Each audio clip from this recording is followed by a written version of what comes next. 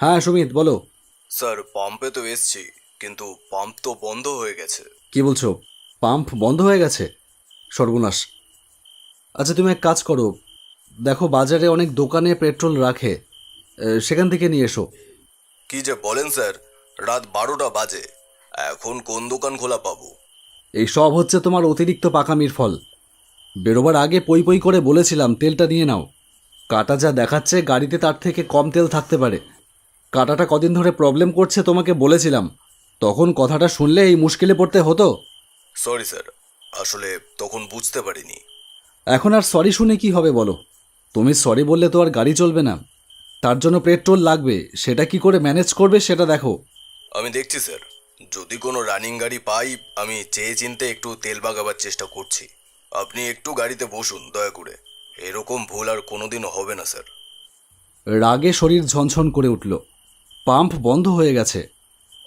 কোনো গাড়িওয়ালা যে নিজের গাড়ি থেকে তেল বার করে দেবার মতন দাক্ষিণ্য দেখাবে তা মনে হয় না। তার মানে তেল পাওয়ার কোনো সম্ভাবনা নেই বললেই চলে। গোটা রাতটা কি তাহলে এই গাড়ির ভেতর বসে কাটাতে হবে? গাড়ি থেকে নেমে বাইরে বেরিয়ে এলাম। বসে বসে ঘুমিয়েই পড়েছিলাম। কোন জায়গা এটা কে জানে। মিটিং শেষ করতে করতে দেরি হয়ে গেল। ঠিক সময় শেষ হলে পাম্পটা খোলাই পেয়ে যেতাম। এতক্ষণে অনেকটা পথ চলে যেতে পারতাম। কিন্তু কপাল খারাপ থাকলে যা হয়। রাস্তা দিয়ে কোনো একটা গাড়িও তো যাচ্ছে না। পাম্পটা কত দূরে তাই বা কে জানে। কি দাদা, গাড়িতে তেল ফুরিয়ে গেছে বুঝি? পেছন ঘুরেই দেখলাম একজন লোক এসে পেছনে দাঁড়িয়েছে কখন। মুখে কালো রঙের মাস্ক পরা, তাই মুখটা দেখা যাচ্ছে না। লোকটা আবার বলল, তেল ফুরিয়ে গেছে? হ্যাঁ। তাহলে তো ভারী বিপদে পড়েছেন। এখন তো আর তেল পাবেন না কোথাও। পাম্প বন্ধ হয়ে যায় রাত 10টায়। বাজারে কোনো কোনো দোকানে খুচরো তেল রাখে, কিন্তু বাজারও তো রাত 10টায় বন্ধ হয়ে যায়। কি করব তাহলে একটু বলতে পারেন? লোকটা এক মুহূর্ত যেন কি ভেবে নিল, তারপর বলল, আসুন আমার সঙ্গে, আমি তেলের ব্যবস্থা করে দিচ্ছি। তাহলে তো খুবই ভালো হয়, কিন্তু কোথায় যেতে হবে? আমার বাড়িতে, এই তো পাশেই আমার বাড়ি, এখান থেকে একটুখানি। ঠিক আছে, চলুন। অনেক উপকার করলেন দাদা। আসুন।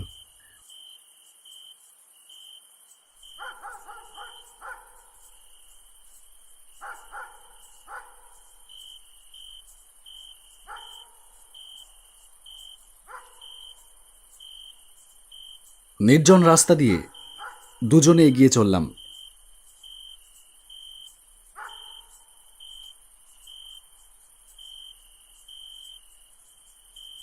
লোকটা বলল, তা দাদা, কোথায় চলেছিলেন? আমি গিয়েছিলাম একটা ব্যবসার কাজে বিরাটি। ফেরার পথেই তেল শেষ। আমার ড্রাইভার গেছে তেল আনতে। সে আর এখন কোথা থেকে তেল আনবে, সব বন্ধ এখন। তা আপনি তার মানে ব্যবসায়ী? হ্যাঁ, ওই আর কি। তা আপনার বাড়িটা আর কত দূর? এই তো চলেই এসেছি প্রায়, আর একটুখানি। হাঁটতে কষ্ট হচ্ছে বুঝি? হবেই তো, শহরের ব্যবসায়ী মানুষ, গাড়ি চড়া অভ্যেস, হাঁটতে তো কষ্ট হওয়াই স্বাভাবিক। না না, আমার কষ্ট হচ্ছে না। আসলে ফেরবার তাড়া রয়েছে, সেই জন্যেই। তেল না নিয়ে কি আর ফিরতে পারবেন? হ্যাঁ, সেও তো ঠিক।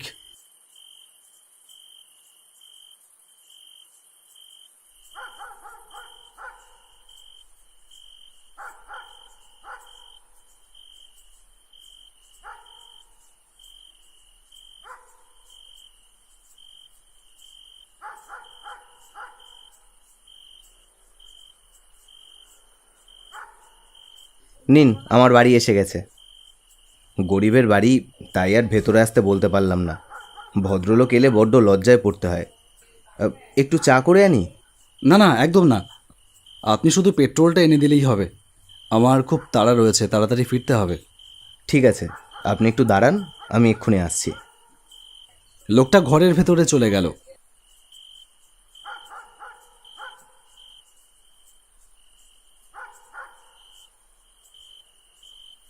কিছুক্ষণ পরে একটা পেট্রোল ভর্তি বোতল হাতে বেরিয়ে এলো। নিন, এই এক বোতলই ছিল, এতে আশা করি আপনার হয়ে যাবে। হ্যাঁ হ্যাঁ। আচ্ছা, আপনি মুখটা ঢেকে আছেন কেন? পাওনাদারদের ভয়ে। ও বেটারা যে পিছু ছাড়ে না, ওদের জন্য কি মরেও শান্তি আছে? শান্তি নেই। সেই ভয়েই তো মুখ ঢেকে বেরোই। আমি আর কথা বাড়ালাম না, বললাম, আপনাকে কত দেব? 7,80,000 টাকা। কি? 7,80,000 টাকা? আপনি কি পাগল নাকি? কি বলছেন আপনি জানেন? নিশ্চয়ই মজা করছেন আমার সঙ্গে। মজা করব? মজা কেন করব? আপনার সাথে কি আমার মজা করার সম্পর্ক? আসলে এটা তো শুধু তেলের দাম না, এর মধ্যে রয়েছে পুরনো হিসেব। তার মানে কিসের পুরনো হিসেব? 8 বছর আগের হিসেব, যা শেষ করে দিয়েছে আমার জীবন। কে আপনি? একটা দমকা হাওয়ায় লোকটার মুখের আবরণ সরে গেল। তার মুখ দেখে আমি আঁতকে উঠলাম। চিনতে পারছিস? অনির্বাণ, অনির্বাণ তুই? যাক, মনে রেখেছিস তাহলে। দেশ আর তো কি, আমার সেই সব সোনালি দিন, আমার সুখের জীবন আমায় ফিরিয়ে দে। আজ 8 বছর পরে মিটিয়ে দে সব হিসাব। যদিও আমি এখন সব হিসেবের ওপারে, ইহজগতের কোনো হিসাবেই আমি আর ধরা দিই না, তবু আত্মার খিদে তো মেটে না। এসব কি বলছিস তুই? আমি তোকে বিশ্বাস করেছিলাম সাত্তকী, আমি ভাবতেও পারিনি তুই আমার সাথে বিশ্বাসঘাতকতা করতে পারিস। অনির্বাণ, আমি বিশ্বাসঘাতকতা করিনি। আমিও এক নির্মম পরিস্থিতির শিকার। নতুন ব্যবসা শুরু করেছিলাম দুজনে মিলে।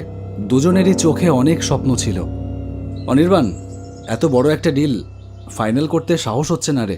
আর ধুর পাগল, ভয় পেলে কি আর ব্যবসা করা চলে? রিস্ক না নিলে ব্যবসা কোনোদিন বড় হয় না। হ্যাঁ, সে তো আমিও জানি, কিন্তু অনেকগুলো টাকা ইনভেস্ট রয়েছে। এই অর্ডারটা ডেলিভারি করতে হলে কম করে হলেও 8 লাখ টাকা তো লাগবেই। হ্যাঁ, আর ডিল ক্লোজ হলে প্রফিটটাও একবার দেখ। কিন্তু এতগুলো টাকা এখন আসবে কোথা থেকে? ফান্ডে তো। ফান্ডে যা থাকে থাক, টাকার জোগাড় হয়ে যাবে। কিভাবে?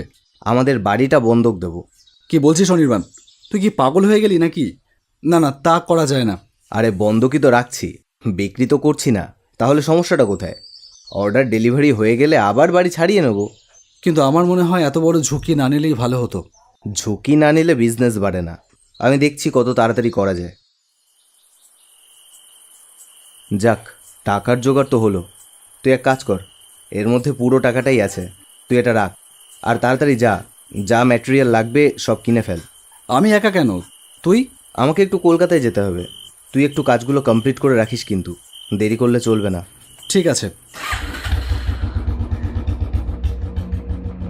তারপর সব টাকা নিয়ে তুই উধাও হয়ে গেলি, গোপনে নিজের ব্যবসা শুরু করলি। আর এদিকে আমার সব কিছু শেষ হয়ে গেল। বাড়িটা নিলাম হয়ে গেল, কারখানা বন্ধ হয়ে গেল, চারিদিকে পাওনাদার। আমি শহর ছেড়ে পালিয়ে এলাম এইখানে। তোর বিশ্বাসঘাতকতা আমার সব কিছু ছাড়খাড় করে দিয়েছে সাত্তকী। এতগুলো বছর অপেক্ষা করেছি তোর জন্য, এবার আমার প্রতিশোধ নেবার পালা। আমি বিশ্বাসঘাতকতা করিনি অনির্বাণ। আমিও এক নির্মম পরিস্থিতির শিকার। তুই আমাকে টাকার ব্যাগটা ধরিয়ে দিয়ে কলকাতা চলে গেলি। তারপর আমার সাথে কি হয়েছিল সেসব কিছুই তুই জানিস না। শোন তাহলে, আমি জানতাম লোকাল মার্কেটে কাঁচামালের দাম বেশি, তাই আমি রওনা দিয়েছিলাম চণ্ডীপুরের উদ্দেশ্যে।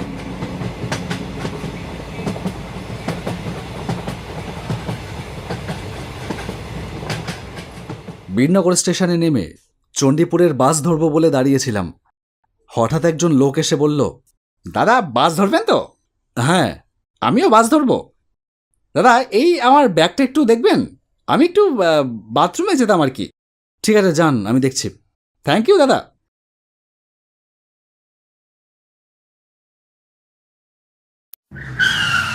লোকটা চলে যেতেই কতগুলো পুলিশ এসে আমাকে ঘিরে ধরল। ওই তো, ওই ব্যাগটাই তো মনে হচ্ছে, এই দেখো তো। একজন পুলিশ এসে সেই ব্যাগটা খুলতেই দেখলাম তার ভেতরে বম রয়েছে, এক ব্যাগ ভর্তি বম।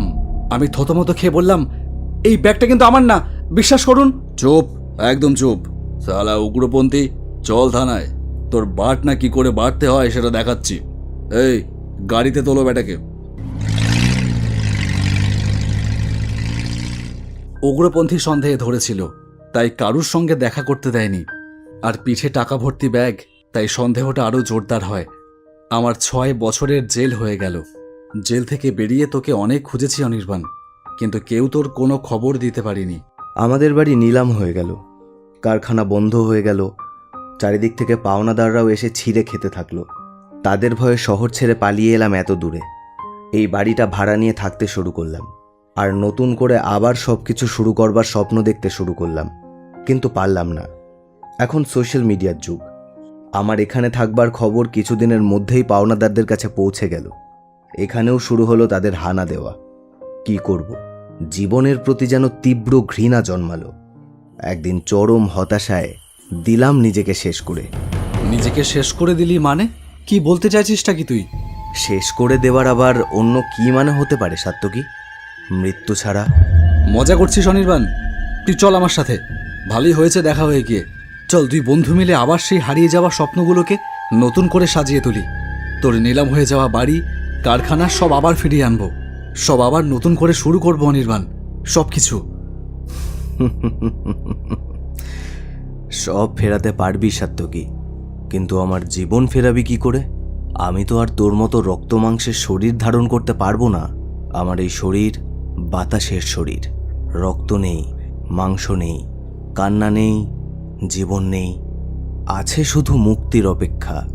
আমি তোর সব কথাই বিশ্বাস করলাম সাত্তকী। তোর প্রতি আমি আর কোনো প্রতিশোধ নিলাম না। প্রতিশোধের স্পৃহা আমাকে আবার পুনর্জন্ম দেবে। আমি আর ফিরে আসতে চাই না সাত্তকী। তুই ভালো থাকিস, চলি।